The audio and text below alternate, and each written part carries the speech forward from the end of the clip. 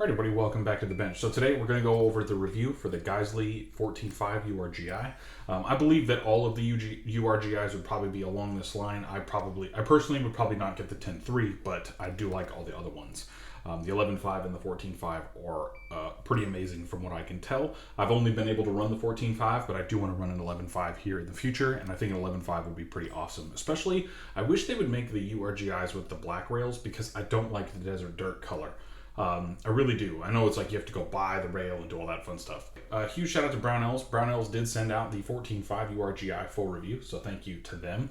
I did go ahead and change the rail color. I didn't like the DDC, so I went ahead and had it Cerakoted by my friend Triggered Dad, so go ahead on over there. Use code TRIGGERED over at Brownells, save yourself some money, or BOP10, whichever one you want to use. Plus, all of these are in stock right now for Labor Day, so if you guys want to go head on over for the Labor Day sale, you're more than welcome to.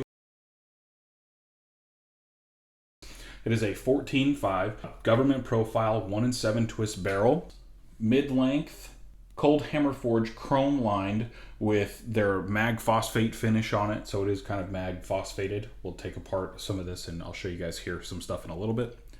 It does have their bomb-proof installation, so I'll show you exactly what that means too. Gas port size is 0.76, comes with a Surefire 4-prong pin and welded from the factory.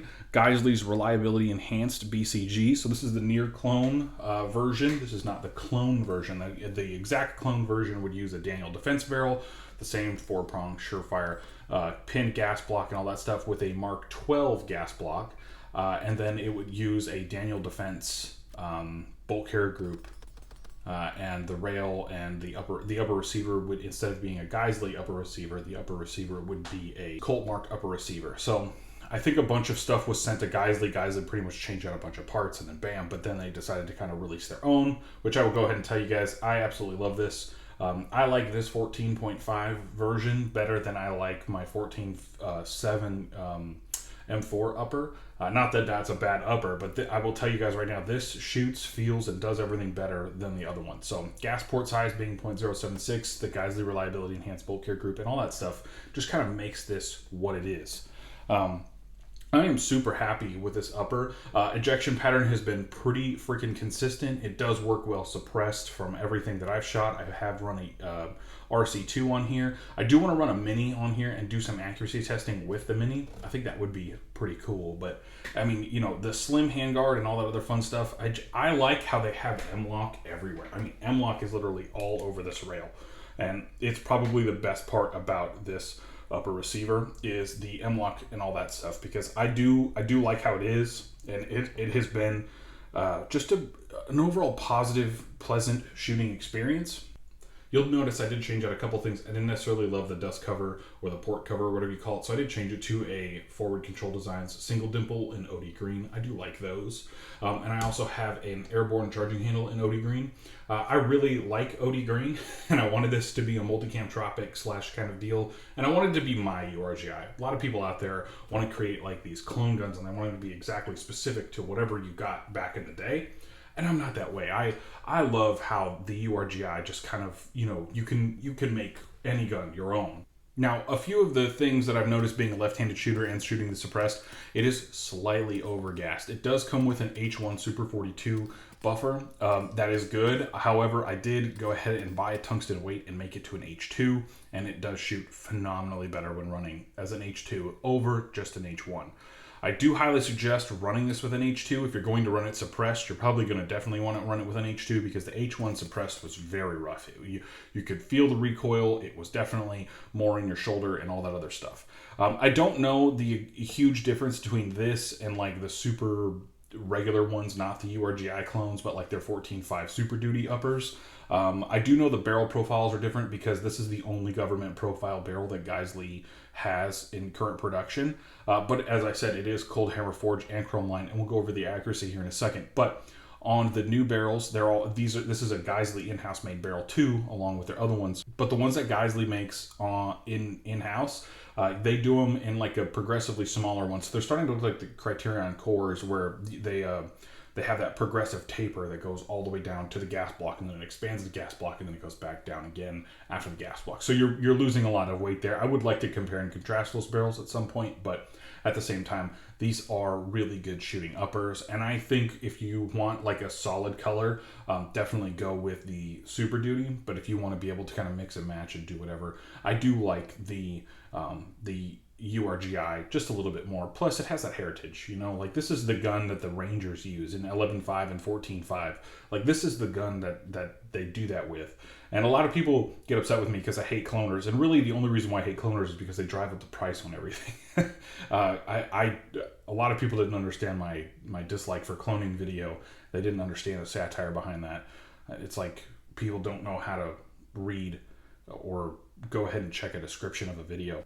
Now, I am running this with a mod light. You can run it with whatever the hell you want. I'm also running the Unity. I'm going to try to get that going a little bit more because I have wanted to kind of test it out. I do like the Unity 226 riser. I think that's good to have it kind of brought up just a little bit. I'm testing that, but I also at some point I will be getting the flip to center magnifier because I really need one, especially if a lot of the stuff that I'm going to use is going to be that higher mount. I do like the 2.26, but I think at some point I'll get the flip to center magnifier and we'll see how I like it and what I like about it. The weight, I'm going to go ahead and roll this weight in. I'm going to try to take some of the stuff off here just so you guys can get a bare weight, and then I'm going to do a weight with everything on it, and then I'm going to take that off and do like a bare weight so you guys can kind of see the difference between like having it kitted out and not. It is an incredibly maneuverable upper receiver for being a 14.5. I do notice that I wasn't at all like inhibited by doing anything, although I did have to kind of angle the gun up more during reloads, just specifically because due to the government profile, it does have that heavy front end, which I'm not a big fan of. I wish they would go to the progressive taper on these, or I wish you could send it back to Geissele for like $200 and they would just do a barrel swap. Like I really do, because it is kind of annoying that you can't have the progressive taper on the URG-I.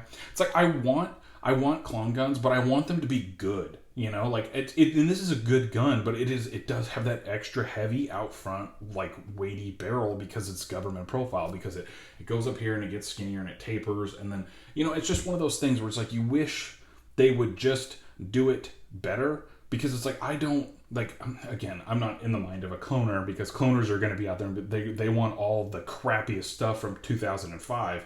And they're like, yes, because, and I'm like, quit living in the past, man. We live in 2023. Like, let's kind of figure this out. Let's make that gun better. You know, that's where I sit. I think a lot of people might follow me in there. You know, again, it is a hobby and people just like doing whatever the hell they like to do. But I if I'm going to buy a gun that's clone, I want it to be better. I think at some point I might go ahead and try one of those taper barrels, those 14.5s taper barrels, and see kind of how they work, because I'm just not exactly in love with the barrel profile on here being a government profile. I know a lot of people are gonna be like, it's good. It is a good barrel. We'll go over accuracy here in a second.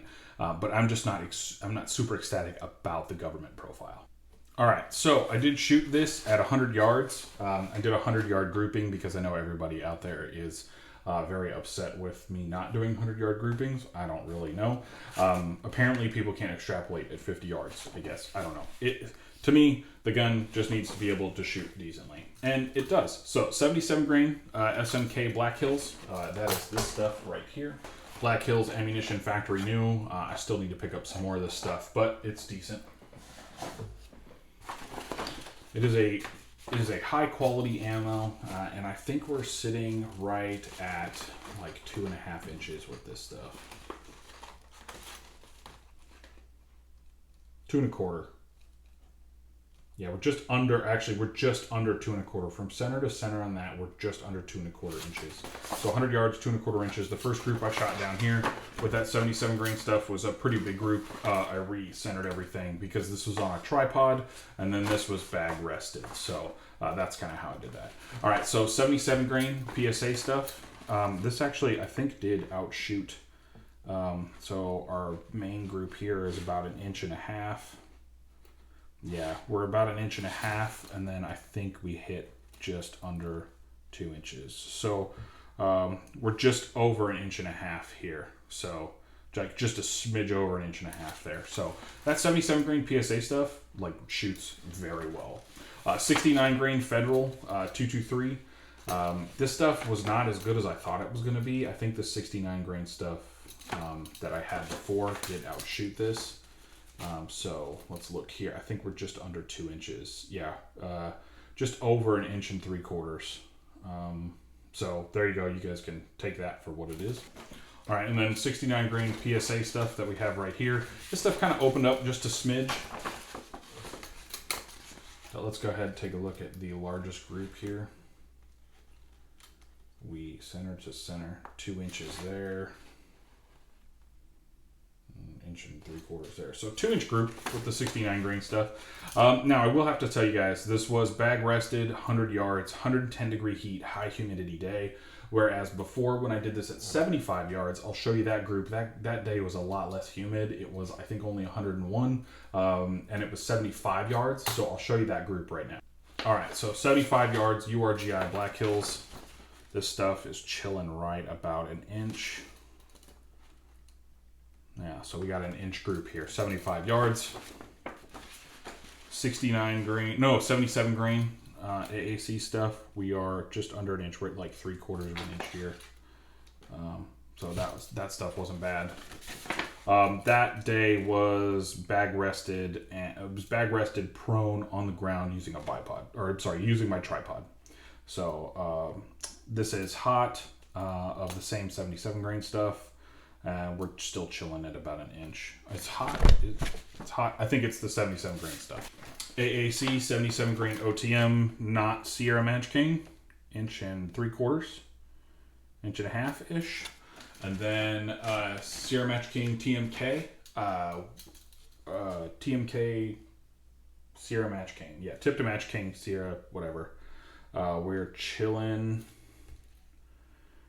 just at 1 inch here with this. This was shot a couple of months ago, right when I first got the gun. So less humid day, all that other fun stuff. So there we go. And then I was also in the shade for that one, whereas this one, the gun was only half in the shade. So there you go. I don't know if accuracy is what you're up to, but there you go. That's what I got. I might reshoot the accuracy on a cooler date for some of this stuff, just specifically because the accuracy, I think, for how hot it was and all that, it wasn't performing. The gun, I don't think, was performing as well. Plus, I didn't cool the barrel down between any of the shots. I zeroed, and then I shot everything hot. I wasn't about to cool the gun down or waste a bunch of time doing it because I felt like it was too hot for it to really matter that day and all that. So we will probably wait for a cooler day to go do some accuracy testing with this again at distance, specifically because I think it kind of deserves a little bit of redemption. Plus, I have a bunch of different loads that I want to test with it to see how good this barrel does. This barrel is not a slouch. It definitely has the capability to be sub MOA, but it's also not cleaned. This gun is extremely dirty.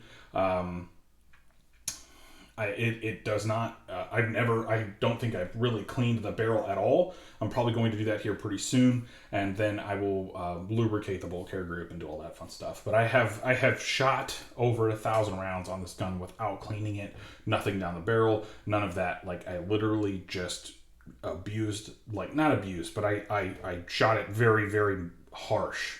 I really like it. If you guys are out in the market and you really want a URG-I, I think this is a good one. I will tell you guys, I think honestly, if you don't want the 4-prong or you don't care about all that, I would just go with a 14.5 Super Duty. I know now they're not shipping them with Surefire muzzle devices, which I think is stupid. The URG-Is they are, but with the standard Geissele stuff, apparently the Geissele's using their own dumb stupid flash hider that doesn't, like, they don't want to put the Surefire muzzle devices on there. I personally think that's kind of a ripoff now. Like, I think the reason why people bought Geissele uppers was because of those Surefire muzzle devices, and Geissele's taking that off of there now. So personally, I think it's kind of stupid how Geissele's roaming around and changing it up, but you know, they do make really good accessories for guns. You can still buy the Surefire closed-tine flash hiders, which I know those are pretty difficult to come by, but you can get a 3-prong or a 4-prong. 4 prongs are still on Brownells right now, I believe.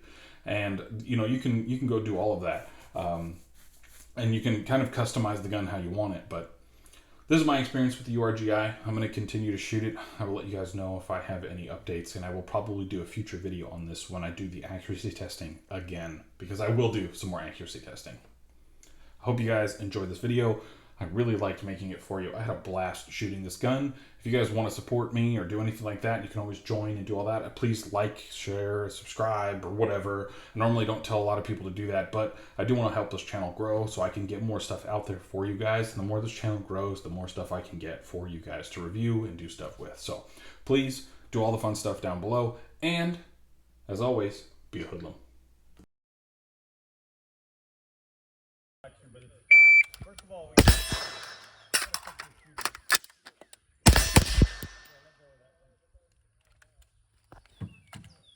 gotta stay up in the air. This comes in. I don't even put my thumb. Jesus. Like this a little bit. I didn't.